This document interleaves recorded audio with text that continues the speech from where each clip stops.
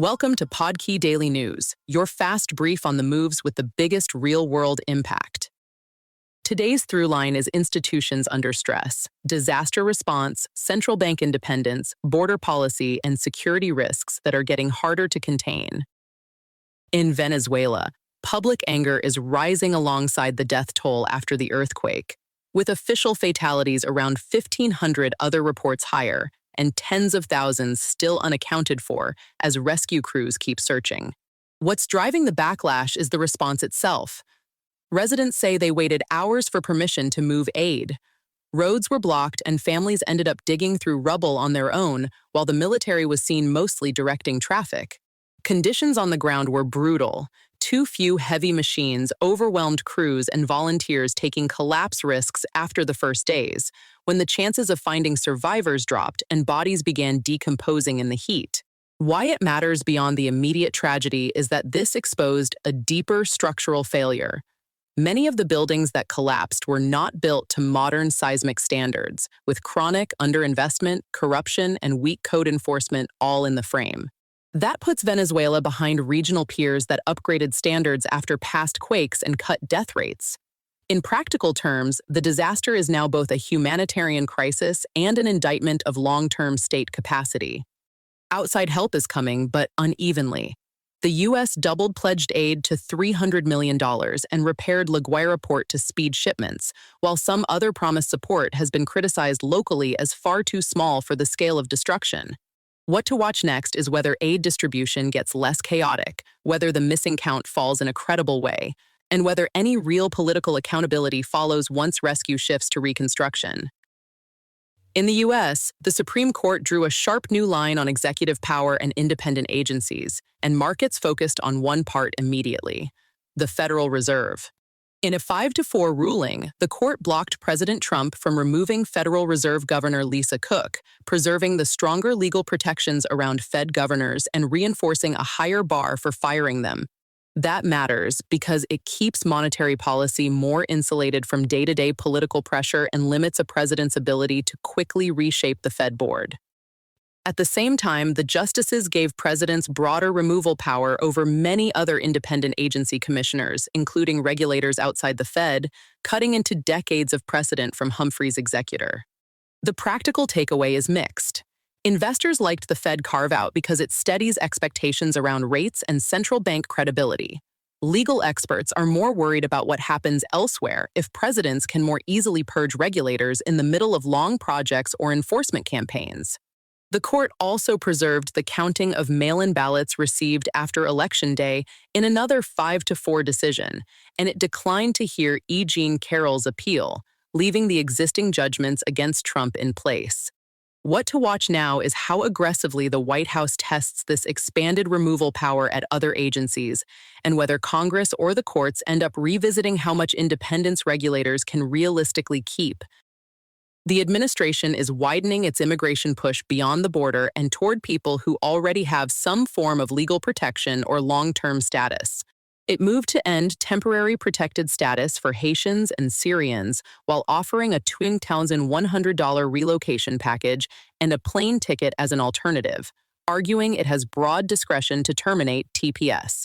The bigger shift is scope. Analysts say the policy direction now reaches green card holders, denaturalization efforts, and challenges to birthright citizenship. Why it matters is legal and political at the same time.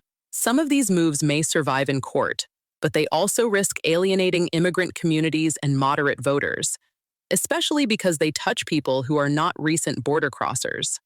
What to watch is where the first major injunctions land, and whether the administration keeps pressing ahead if the backlash expands beyond immigration advocates to business groups, churches, and local officials. In the Gulf, the Strait of Hormuz is back in focus after Iran attacked 2 cargo ships using Oman's newer coastal route, a sign that even traffic trying to avoid the riskiest lanes is not fully insulated. Commercial traffic has already declined, and the U.S. answered with strikes on Iranian drone, missile, and radar sites. At the same time, diplomacy is still moving. Senior U.S. officials say ceasefire talks continue, Pakistan is mediating, and negotiations are expected to resume. Washington is also offering limited humanitarian-only cash releases to Iran if hostilities stop, with funds disbursed gradually. Supporters see that as a de-escalation tool. Critics worry any cash relief can still strengthen the Iranian state indirectly.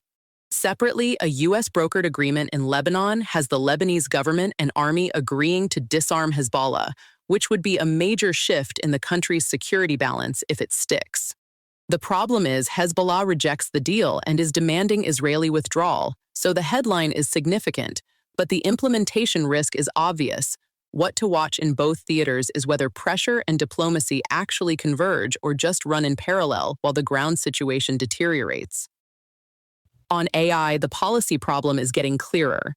China's open-weight model ZAI is seen as weaker than the top Western models on standard benchmarks, but researchers say it performs especially well at finding security vulnerabilities. That gives it real dual-use value. Because the weights are downloadable, anyone can modify or repurpose it, which makes access controls much harder once the model is out in the wild.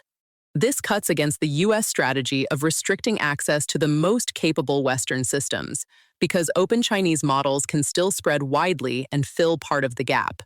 On the hardware side, South Korea announced a nearly $2 trillion push into semiconductors, data centers, and robotics, reinforcing how strategic memory and accelerator supply has become, especially for companies like Samsung, SK Hynix, and Micron. That links directly to markets. The Magnificent Seven dropped more than 10% in June as investors started questioning whether huge AI and data center spending will turn into profits soon enough. Money is rotating toward businesses that sell the picks and shovels: chip makers, memory producers, cooling and power equipment suppliers, and utilities serving data centers. The next test is earnings. If hardware demand holds up, that trade can stay intact. If not, the market may start treating parts of the AI build-out as overextended rather than foundational. One of the more practical cyber stories today is about cheap consumer electronics that appear to be effectively pre-infected, including smart picture frames and streaming boxes.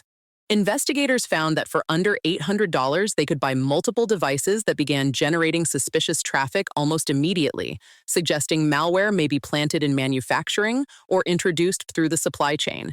These devices can feed residential proxy botnets, which route traffic through ordinary home internet connections and make malicious activity much harder to trace or block. That matters because residential proxy networks can be used for fraud, scraping, gambling, and porn traffic, crypto operations, and large DDoS attacks, including by state-backed actors trying to disguise origin points. What to watch is whether regulators and retailers treat this as a consumer safety issue instead of a niche cybersecurity problem, because the attack surface is now sitting inside people's living rooms. In Central Africa, the Ebola outbreak in the Democratic Republic of the Congo is escalating fast, with 47 new infections and 12 deaths reported in a single day. In just 7 weeks, cases spread from 3 health districts to 35, and officials are warning of serious cross-border risk to 11 neighboring countries. Authorities have banned protests and large gatherings to try to slow transmission, but the speed of geographic spread is the immediate concern. What matters now is whether surveillance, isolation, and border coordination can catch up before this turns from a severe national outbreak into a broader regional emergency. That's the brief for today from Podkey Daily News. The big theme is pressure on systems that are supposed to hold when conditions get rough, and whether they actually do. This episode was generated by Podkey. Create your own at podkey.fm.